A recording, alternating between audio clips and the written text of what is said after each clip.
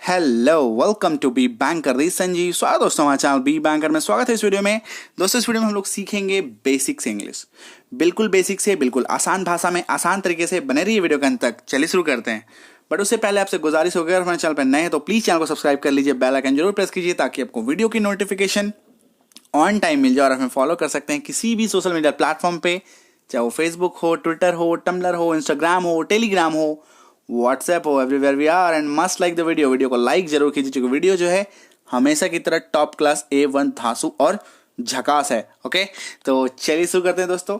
इस वीडियो में जो हम लोग सीखने वाले हैं उसका नाम है हेल्पिंग वर्ब।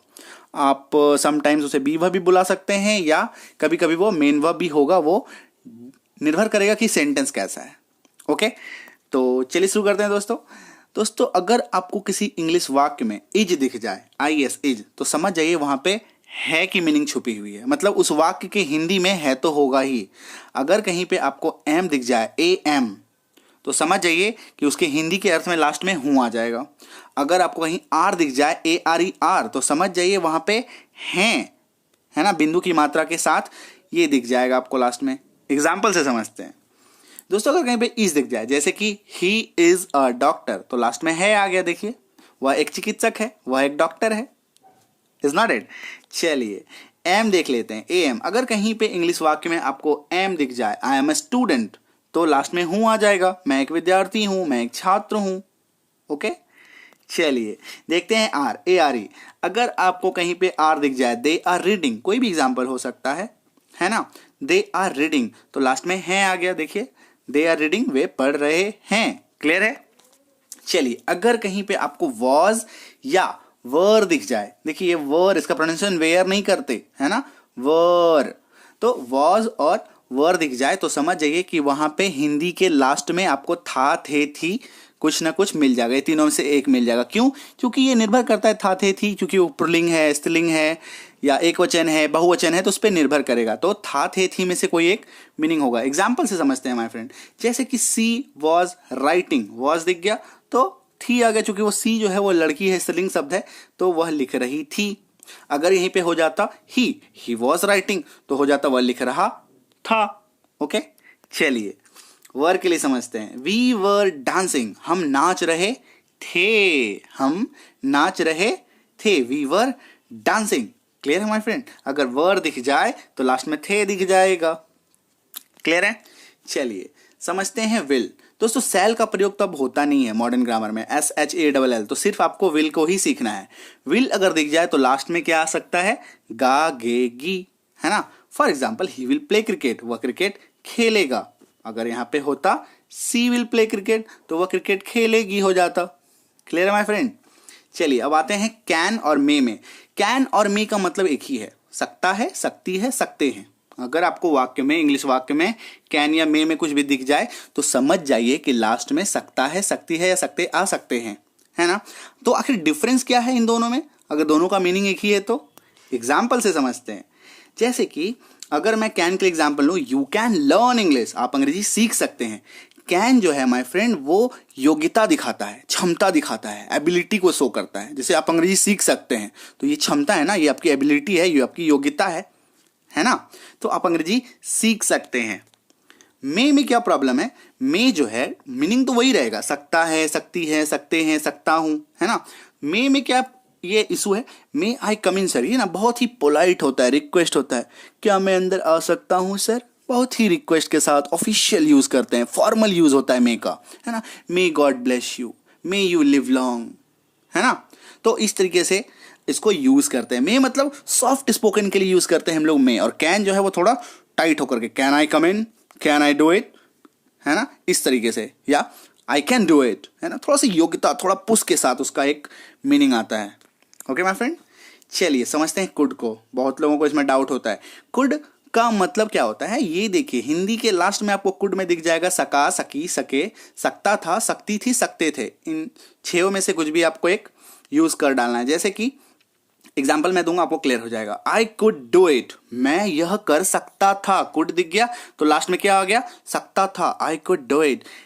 क्लियर है। अब अगर इसकी सका, सकी, सके कब आएगा, जैसे कि I could not come to the class, मैं क्लास नहीं आ सका, मैं class, I could not come, मैं नहीं आ सका, मैं नहीं आ सकी, कुछ भी एक मीनिंग हो सकता है। क्लियर है माय फ्रेंड?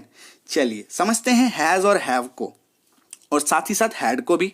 हैज और हैव अगर दिख जाए तो समझ जाइए कि लास्ट में पास है आ जाएगा, और हैड दिख जाए किसी इंग्लिश वाक्य में तो समझ जाइए कि लास्ट में वहां पे पास था आ जाएगा। कैसे आएगा? एग्जाम्पल से समझते हैं my friend. Okay, for example, I have a pen, मेरे पास एक कलम है। ये देखिए पास है मीनिंग आ गई ना। आई हैव अ पेन, मेरे पास एक कलम है। अगर हैव दिख जाए तो लास्ट में पास है आ जाएगा।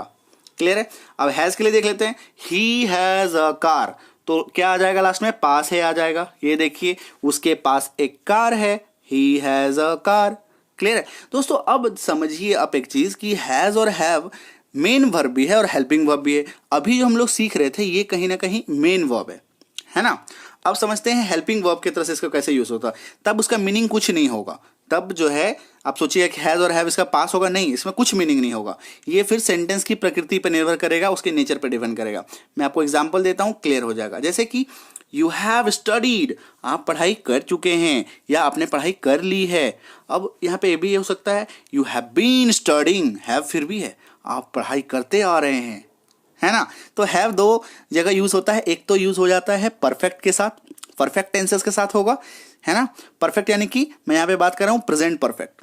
क्लियर है? और एक जगह यूज होगा प्रेजेंट परफेक्ट कंटिन्यूअस के साथ, है ना। अगर आपको इसमें डीप आपको स्टडी करना है तो आप टेंसेस वाले वीडियो पे विजिट कर जाइए, है ना। लिंक जो है आपको डिस्क्रिप्शन बॉक्स में मिल जाएगा, इसी वीडियो के खत्म होने के बाद मिल जाएगा, और आप सीधे सीधे व्हाट्सएप करके भी सभी वीडियो के लिंक प्राप्त कर सकते हैं। क्लियर है माय फ्रेंड?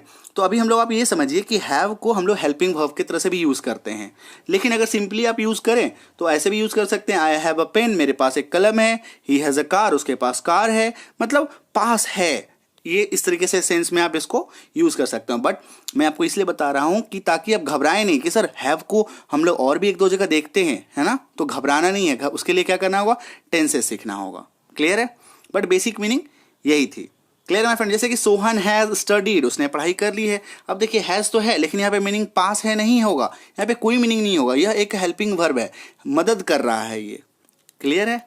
चलिए अब हैड के लिए देखते हैं। हैड का मतलब होता है पास था। दे हैड अ पेट, पेट मतलब कोई पालतू जानवर, है ना। तो हैड अगर है तो क्या आ जाएगा लास्ट में? पास था। उसके पास एक पालतू जानवर था। कहते हैं ना इनके घर में बहुत पहले ना एक पालतू सा कुत्ता रहता था, एक टॉमी था, कोई कुछ भी एक नाम का हो सकता है ना। तो हम लोग ऐसा बोलते हैं इनके पास था। आई हैड अ कार, मेरे पास एक कार था। ठीक है, तो जब हैड को आप हेल्पिंग वर्ब की तरह से यूज करेंगे तब कोई मीनिंग नहीं आएगा, लेकिन हैड को जब आप मेन वर्ब की तरह से यूज करेंगे तब पास है, पास था, यानी पास है तो चला जाएगा हैज हैव के पास, और हैड होगा तो पास था हो जाएगा। क्लियर है? चलिए हैड को देख लेते हैं हेल्पिंग वर्ब की तरह से कैसे यूज होता है। They had studied, had studied, है ना, वे पढ़ाई कर चुके थे या उन लोगों ने पढ़ाई कर लिया था, है ना। ये हेल्पिंग वर्ब की तरह से, यहाँ पे कोई मीनिंग नहीं होता। क्लियर है? ये मैं सिर्फ और सिर्फ आपको इसलिए बता रहा हूँ ताकि आप कंफ्यूज ना हो। ऑल्दो आप इसको यूज कीजिए, हैड को अगर अच्छे से आप यूज करना चाहते हैं तो आप ऐसे नॉर्मली हेल्पिंग वर्ब की तरह से यूज कीजिए। I had a car, I had a pen, I had a कुछ भी, है ना, मेरे पास था, उनके पास था, ऐसे करके यूज कर सकते हैं। क्लियर है माय फ्रेंड? दोस्तों उम्मीद करता हूं आपको वीडियो समझ में आ गया है, कॉन्सेप्ट समझ में आ गया। थोड़ा भी डाउट है हैव और हैड को लेकर के तो प्लीज टेंसेस एक बार देख लीजिए, है ना। और वीडियो जैसे ही खत्म होगी लास्ट में आपको एक ये मिलेगा, स्क्रीनशॉट मिलेगा, वहां पे आप क्लिक करेंगे तो सीधे सीधे आप सभी कॉन्सेप्ट को, पूरे इंग्लिश स्पोकन को आप सीख सकते हैं। Okay my friend, thank you so much for watching. बने रहिए बी बैंग के साथ ऐसे ही ऑसम वीडियोस के लिए। Be with be bang, inspiring life through knowledge. All the best, happy learning.